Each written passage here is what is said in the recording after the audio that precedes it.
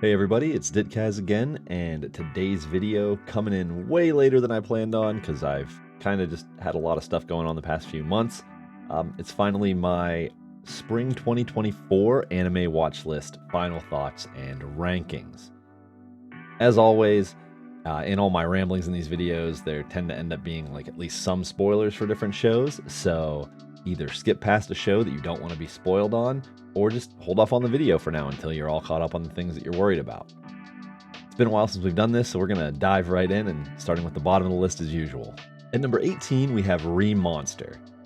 This is a series that I've actually read a decent bit of the manga, so I was really excited when the anime got announced, but it ended up being my least favorite of the season, although the bottom three on this list are all kind of right together for some similar, some different reasons. Maybe the way the series is designed just didn't really work well for an anime because it kind of ends up feeling rushed, but it actually went very similar to how I remember the early chapters of the manga going. Maybe it's the subpar animations that kind of hold this back, especially considering some of the other series that aired this season that had really, really good animations. I do think this show had some pretty good voice acting in it, and normally I would say it's a positive that this series stuck pretty faithfully to the manga from what I recall, but again, as I stated earlier, maybe that was a detriment to it in this case, instead of trying to figure out a way to slow the pace a little bit while still keeping the core storyline intact.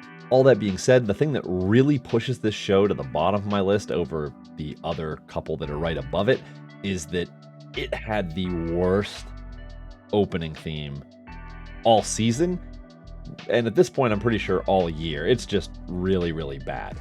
But the ending theme was actually pretty good.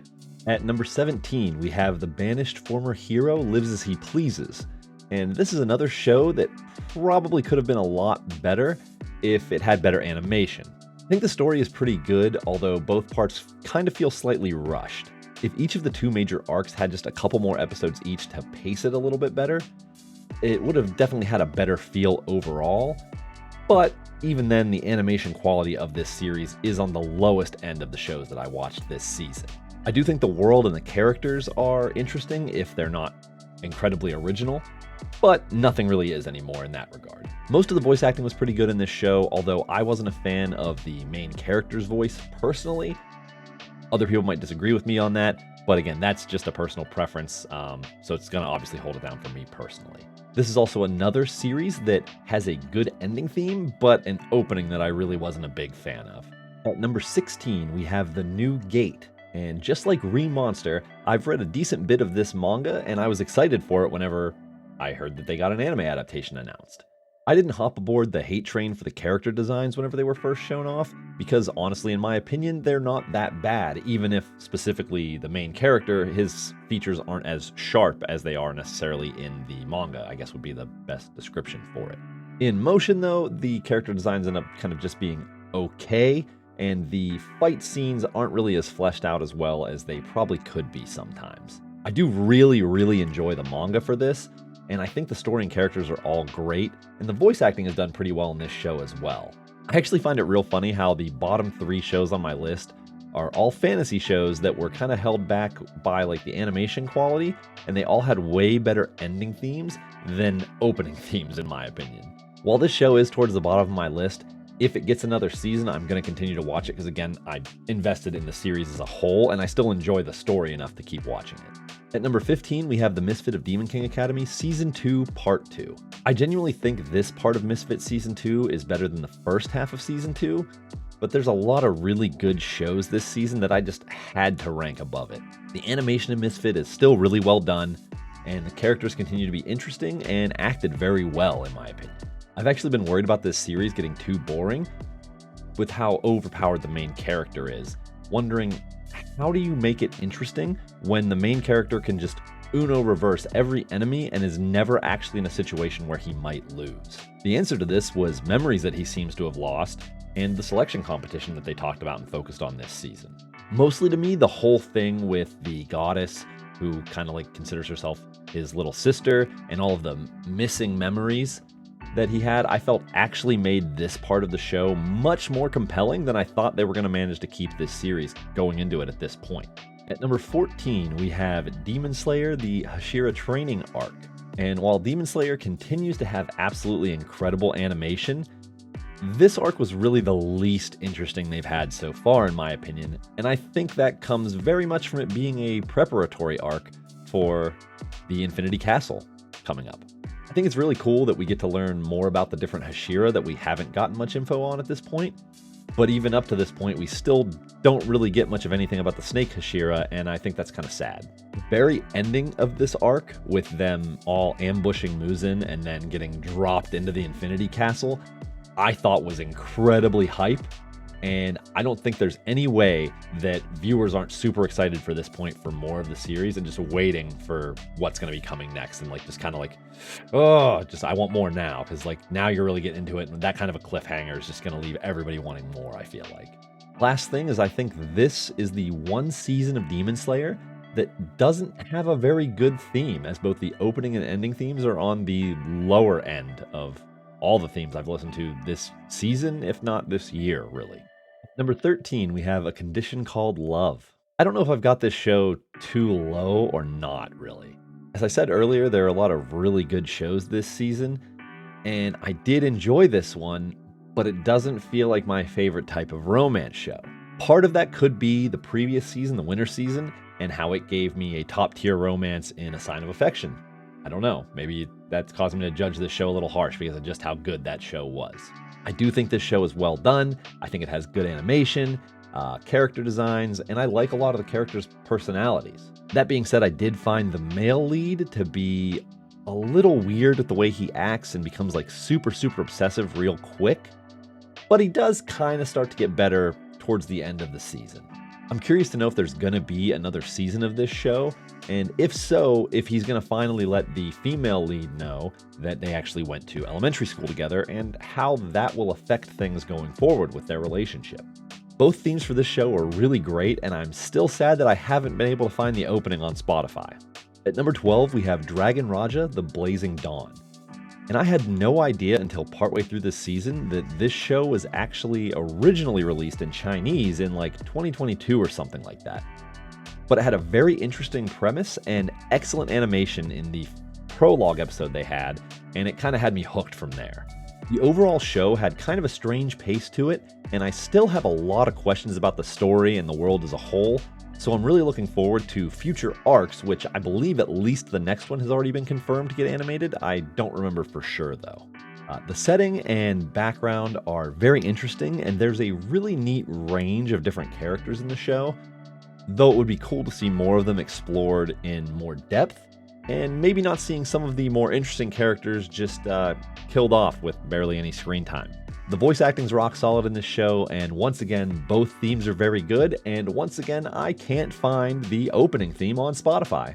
At number 11, we have Mysterious Disappearances, and this show is kind of bonkers. It's got a bit of a different animation and character design style, but it's done very well. The whole premise of the show is just kind of different, and I'm still not exactly sure about all of the details of the brother and sister main characters and what exactly was going on with their backstory. I don't know if I missed something or if they just didn't fully explain everything, but I'm not really sure exactly what all was going on there. I think all the characters are very well done in this, and I in particular am very invested in the main author character and like her whole backstory and everything that goes on with her. There's a range of tones in this show, with some parts of it and like some full episodes in particular being very dark, but there's also a lot of like really lighthearted comedic bits mixed in there as well. I don't know if there's going to be more to this series or not, but if there is, I'm absolutely on board for it. The opening theme for this show was very catchy, and although I'm sure there are plenty of people out there that do like it, I was not a fan of the ending theme personally. At number 10, we have Chillin' in Another World with level 2 super cheat powers. A lot of the shows in the top 11 or 12 were pretty close, and I could have ranked them a little differently and not really felt wrong about it. This show may not have the quality of animation in its fight sequences that some of the other shows have, but its overall animation quality is really good, and the character designs are just fantastic in my opinion. I think the world building and the concept were interesting for this show, and this show also gets a bump for me for just how lovable Reese is as a character, and just getting to see her grow throughout the show. Both themes for this series were very enjoyable, and I'm hoping to see future seasons of this show going forward. At number 9, we have Unnamed Memory. I almost let how upset I was at the ending of this show have me keep it out of my top 10, as I originally had this down at 11. Although I did research immediately after finishing it and found out there's a whole second half to the story that should get animated, that whole last episode where Oscar goes back to the past and basically erases the future he came from after saving Tanasha from basically her big defining moment of her life. And then it goes into a montage where it shows her as the ruler of her kingdom until eventually she goes to sleep in a bed in what looks like the middle of nowhere, and there's no real explanation about what's going on, and the show just kind of cuts to the end, and that was it. Was incredibly infuriating, since I thought that was the end of the show. Knowing there's more to the story though, as long as it gets greenlit for animation, I'm less upset and definitely excited if they do make this second season, because I loved all the characters and the setting for this show, and I think that's why the perceived end hurt so bad for me.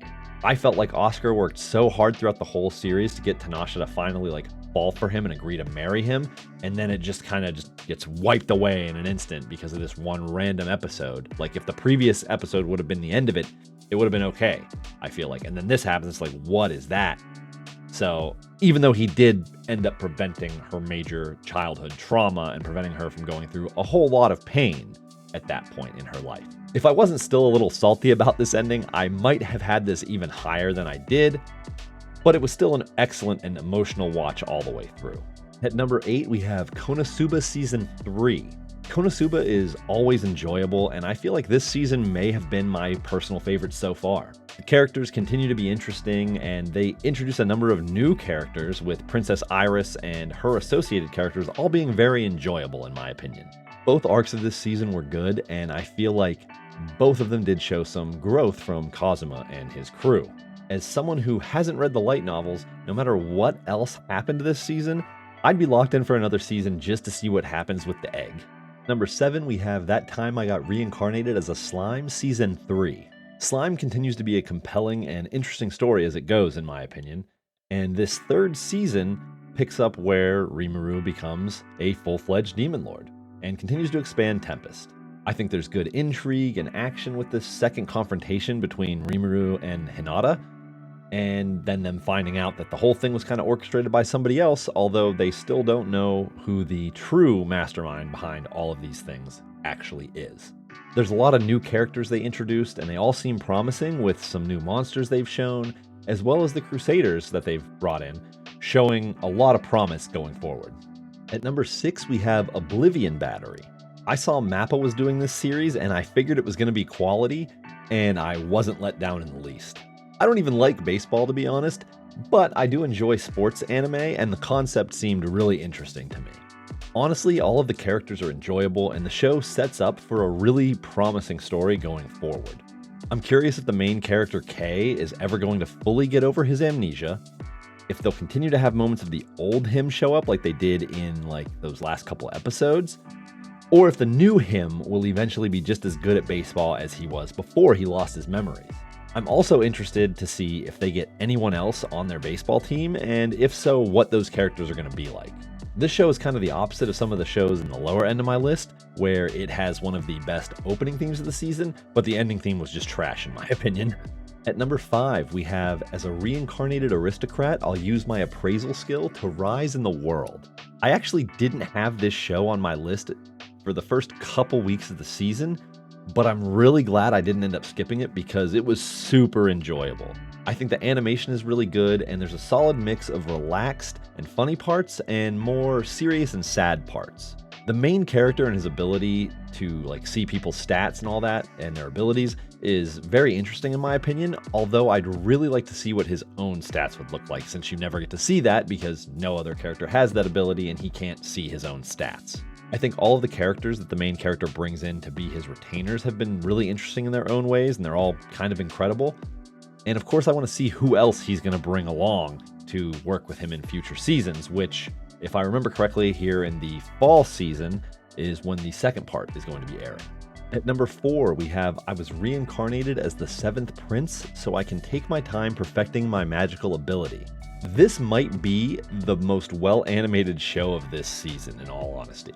I think all of the supporting characters in the show are really cool, and the main character is interesting as well, but he kind of makes me a little uncomfortable at times with the way he seems to enjoy being hit by magic sometimes to a kind of perverse degree at points, and it's just kind of awkward, especially because he's in a little kid's body, even if he has the mind of an adult, realistically.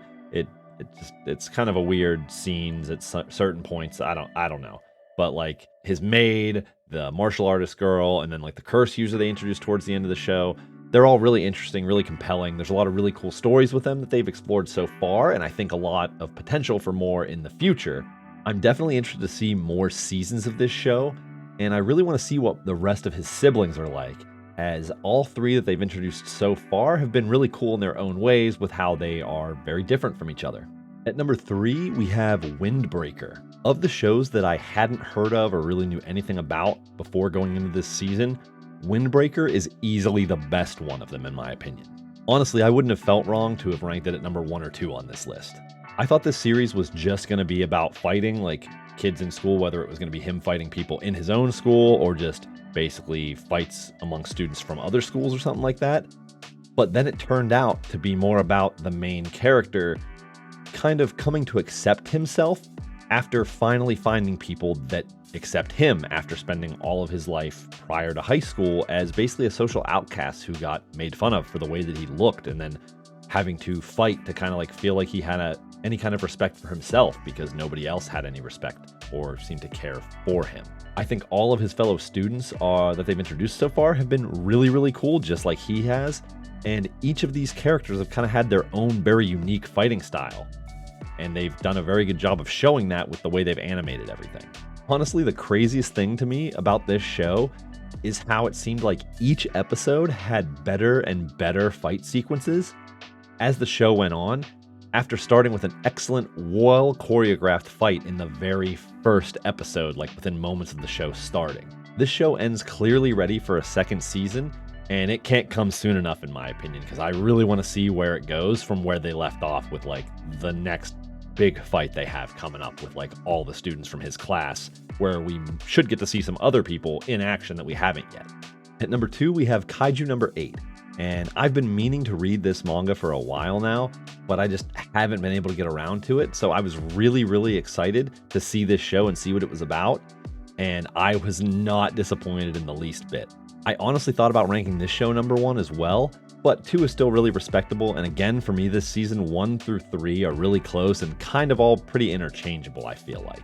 The whole concept of a kaiju series, where a human gains the ability to turn into a kaiju himself, and uses that power to fight other kaijus while also trying to keep the factor that he has this ability secret from everyone, I think is very interesting by itself.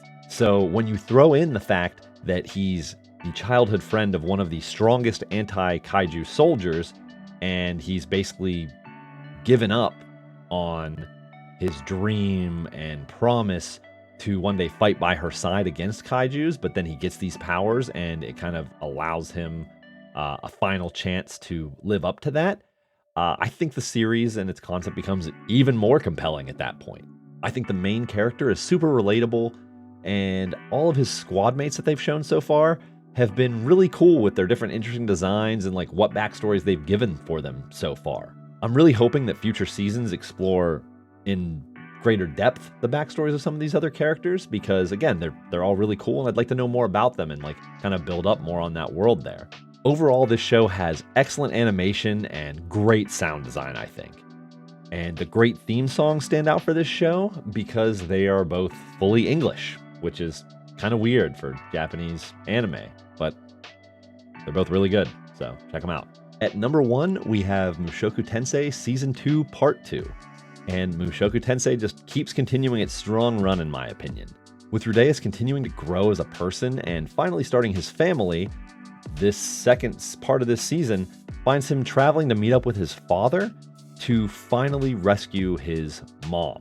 But in the process, he has to leave his pregnant wife behind. There are no new characters introduced in this part of the season, but it does see Rudeus reunited with some older characters that he hadn't seen in years, like Roxy, who ends up actually falling in love with him kind of on the spot whenever he saves her in the dungeon that they're in.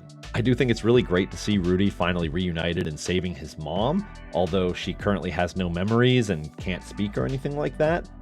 And sadly, because of Rudy's lapse, his dad dies in the fight. And I legit almost cried during that moment, even though I saw it coming from a mile away. The fact that the season ends with Roxy being accepted to become Rudy's second wife, I think it's really cute the way they do that.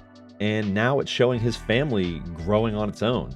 So I think all we really need now is for Eris to come back and see them figure out how to get his mom back to normal if possible. And then everything will be right in this show, in my opinion. And that's my rankings and final thoughts on the shows that I watched in the spring 2024 anime season.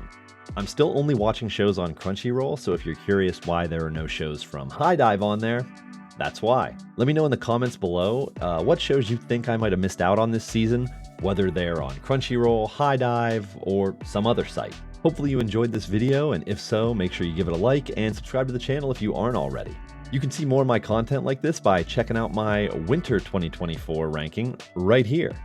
If you want some different content by me, you can check out my Twitch channel where I'm mostly just gaming, and that's twitch.tv/Ditkaz, that's Ditkaz. Thanks for watching, everybody, and have a great day as always.